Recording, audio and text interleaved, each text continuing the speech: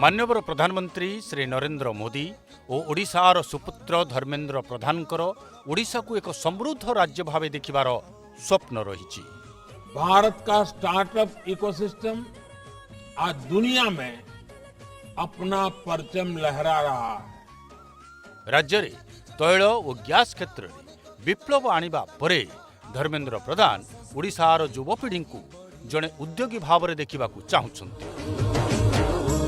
माननीय प्रधानमंत्री श्री नरेंद्र मोदी कथारे श्री धर्मेंद्र प्रधान प्रभावित होई कहिसंती जे युवक माने केवल निजुक्ति आशायी नुहंती सेमाने निजुक्ति सृष्टिकारी मध्य हेबा उचित। स्टार्टअप इंडिया मध्य एथिरे गुरुत्वपूर्ण भूमिका ग्रहण करुछि। युवपीढ़ी को आगो को देखिबार स्वप्न को साकार करिबार रास्ता रे अछंती धर्मेंद्र भाई।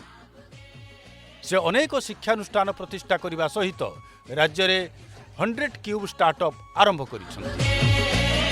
100 क्यूब स्टार्टअप कार्यक्रम अधीन 2036 सुद्धा ओडिशा रे 100 कोटी बा 100 कोटी टंकार पुंजी विनियोग रे 100टी स्टार्टअप प्रतिष्ठा करने को केंद्र मंत्री श्री प्रधान लक्ष्य रखिछंती।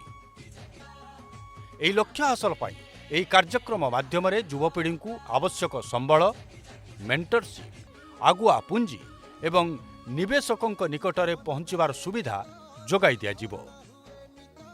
एही स्टार्टअप सेंटर संप्रसारण पाई ओडिया पुओ केंद्रीय शिक्षा मंत्री श्री धर्मेंद्र प्रधान को नेतृत्व में शिक्षा मंत्रणालय पक्षरु 130 कोटी टंका प्रदान करा जाइछि।